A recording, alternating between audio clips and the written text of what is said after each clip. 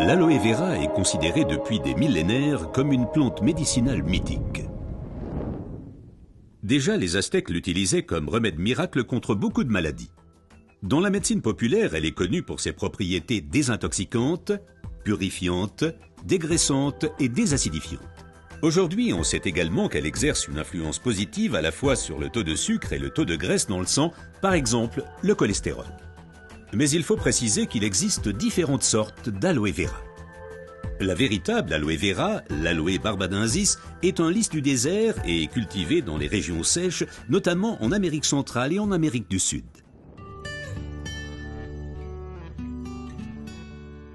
L'efficacité de l'aloe vera dépend principalement de son traitement, mais les différences se font dès la récolte.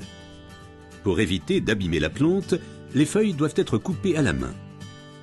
Comme la pellicule supérieure de la feuille contient de l'aloïne toxique qui protège la plante contre les animaux et a un effet laxatif pour l'être humain, il faut bien séparer l'enveloppe du gel intérieur. Le gel est du reste l'élément le plus précieux de l'aloe vera. Il contient à lui seul plus de 150 composants importants et bénéfiques pour la santé tels que vitamines, enzymes, polysaccharides et oligoéléments. Et c'est précisément cette combinaison unique, cette association de différentes substances qui entraîne l'effet médicinal. L'un des composants les plus importants est l'acémanal. Il a une influence positive sur le système immunitaire et diminue d'autre part les inflammations et les radicaux libres. Le résultat, une amélioration de l'apport en oxygène. Observons ce phénomène de plus près. Le sang assimile l'oxygène dans le poumon et le transporte à travers les vaisseaux sanguins vers les cellules. Les gros vaisseaux se divisent et deviennent de plus en plus petits pour devenir enfin des vaisseaux capillaires. Les capillaires sont les plus petits vaisseaux sanguins. C'est là qu'a lieu le transfert de l'oxygène du vaisseau sanguin vers les cellules.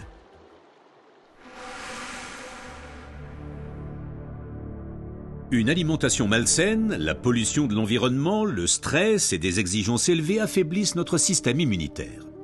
Les radicaux libres ont le jeu plus facile et ils peuvent entraîner des micro-inflammations dans l'organisme.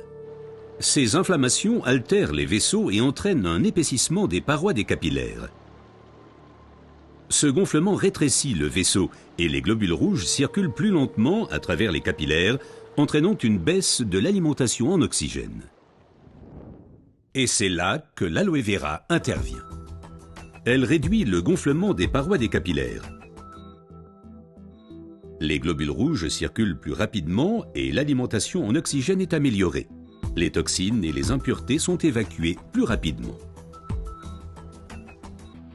De récentes études indiquent que d'autres substances naturelles peuvent encore améliorer l'effet de l'aloe vera. Parmi ces substances, il faut citer tout d'abord le silicium, mais aussi l'huile d'onagre et enfin les minéraux basiques. Observons tout d'abord le silicium d'un peu plus près. Le silicium est indispensable à l'organisme. C'est un élément structurant. Nous le connaissons surtout sous forme de sable de quartz que l'on trouve dans la pierre et le béton. Dans l'organisme, le silicium contribue à stabiliser les tissus, mais il renforce également les os, les ongles, les cheveux, les tissus conjonctifs et les parois des capillaires. Avec l'âge, les capillaires menacent de perdre leur fermeté. Ils peuvent littéralement se désagréger, ce qui entraîne une interruption du flux sanguin. Dans le pire des cas, ceci peut entraîner des incidents vasculaires cérébraux et l'infarctus. Le silicium renforce et soutient les parois des capillaires et maintient ainsi le vaisseau sanguin ouvert. Les globules peuvent ainsi continuer à alimenter les cellules en oxygène. Mais le corps humain ne peut pas s'alimenter en silicium sous sa forme d'origine qu'est le sable de quartz. Toutefois, la nature offre des alternatives, et notamment une source végétale idéale, l'ortie. Car elle est riche en silicium naturel, mieux assimilable par l'être humain.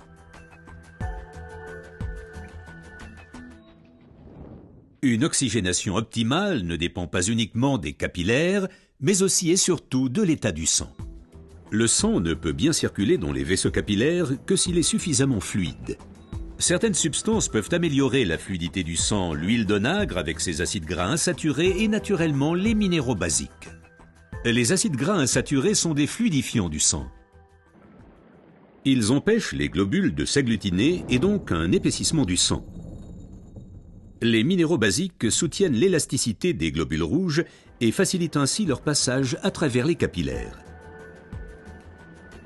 Ces deux éléments améliorent la fluidité du sang et garantissent ainsi son alimentation optimale en oxygène. Permettez-moi de récapituler. Une oxygénation satisfaisante de nos cellules est une condition importante de notre santé et permet également de prévenir les maladies graves. L'aloe vera et son effet décongestionnant améliorent l'oxygénation. Le silicium renforce les parois des capillaires et garde le vaisseau sanguin ouvert. Cet effet est renforcé par l'huile d'onagre et aussi par les minéraux basiques.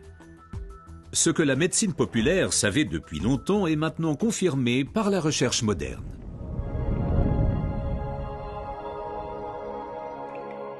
L'aloe vera améliore l'apport en oxygène et donc votre santé.